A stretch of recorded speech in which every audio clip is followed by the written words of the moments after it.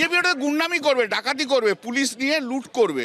আর লুট করার জন্য সব বড় ভালো ভালো এমপিকে দিচ্ছে, যারা ভালো ভালো লুট করতে পারে তাদের হাতে দায়িত্ব দেওয়া হচ্ছে। নভেম্বর পর্যন্ত অনেক কিছুই হবে পশ্চিমবাংলায়, দেখতে থাকো কি হয়। পুরো ভোটে অভিষেক বন্দ্যোপাধ্যায় দাঁড়ালেও হারাবে বিজেপি। কলকাতা হাওড়া পুরসভার ভোট নিয়ে হুঙ্কার সুকান্ত মজুমদারের। মমতা বন্দ্যোপাধ্যায় তৃণমূলকে ছুঁড়ে ফেলে দিয়েছে জনগণ। ওয়ার্ড পুনর্বিন্যাসের পর 150টি আসনে জয় পাওয়াই লক্ষ্য।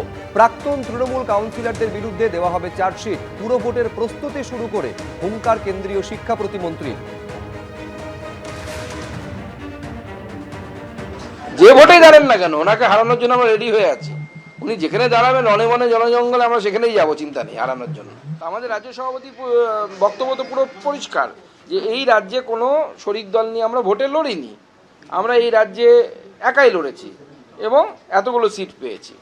তো স্বাভাবিকভাবে আমরা এখনো পর্যন্ত কোনো শরিকি সিট শেয়ারিংয়ের বিষয়ে আলোচনা করিনি।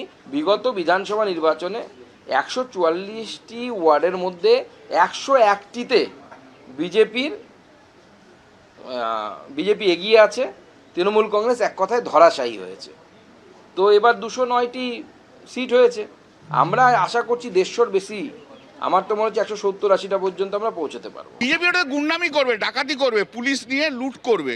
আর লুট করার জন্য সব বড় ভালো ভালো এমপিকে দিচ্ছে, যারা ভালো ভালো লুট করতে পারে তাদের হাতে দায়িত্ব দেওয়া হচ্ছে। নভেম্বর পর্যন্ত অনেক কিছুই হবে পশ্চিমবাংলায়, দেখতে থাকো কি হয়। অর্থাৎ বিজেপির তরফে সরাসরি চ্যালেঞ্জ ছুড়ে দেওয়া হচ্ছে অভিষেক বন্দ্যোপাধ্যায়কে উদ্দেশ্য করে যে পুরো ভোটে অভিষেক বন্দ্যোপাধ্যায় যদি দাঁড়ান তাহলেও তাকে বিজেপি হারাবে। কলকাতা হাওড়া পুরসভার ভোট নিয়ে হুঙ্কার ছেড়েছেন সুকান্ত মজুমদার। আমাদের প্রস্তুতি শুরু করে দিয়েছি। 209টা ওয়ার্ড হচ্ছে এটা জানি। গতকাল মিটিং ছিল, অল পার্টি মিটিং, সেখানে আমরা সকলেই একটা দাবি তুলেছিলাম যে এখন যেই নোটিফিকেশনটা দেওয়া হয়েছে তাতে 209টা ওয়ার্ড হবে এবং তার বাউন্ডারি কী হবে শুধু সেইটা বলা আছে, কিন্তু সেটা দিয়ে বোঝা যায় না। একটা রাস্তা ধরুন, একটা ওয়ার্ডের সাউথ হয়তো একটা রাস্তা 4টে ওয়ার্ড শেয়ার করছে।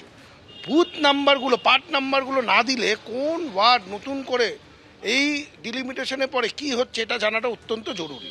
এইটা আমরা অ্যাডমিনিস্ট্রেটর এবং যিনি কর্পোরেশনের কমিশনার ম্যাডামকে আমরা রিকোয়েস্ট করেছি, সেইটা পেলে আমাদের সুবিধে হয়। কিন্তু আমরা আমাদের প্রস্তুতি শুরু করে দিয়েছি, আলোচনাও শুরু করে দিয়েছি এবং আমরা পুরোদমে পৌরসভা নির্বাচনে আমরা প্রতিদ্বন্দ্বিতা করব। আমরা প্রস্তুত। গণতান্ত্রিক মনোভাবে মানুষ তার মত দিতে চায়, কিন্তু গণতান্ত্রিক পরিবেশটা যেন রক্ষিত হয় এটা নির্বাচন কমিশনের দায়িত্ব। নির্বাচন কমিশন যেন কারোর বকালমে কাজ না করে। আমরা প্রস্তুত।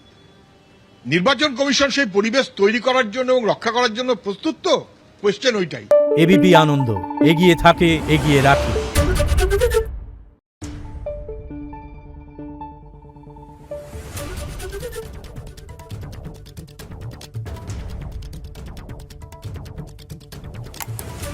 Thank you.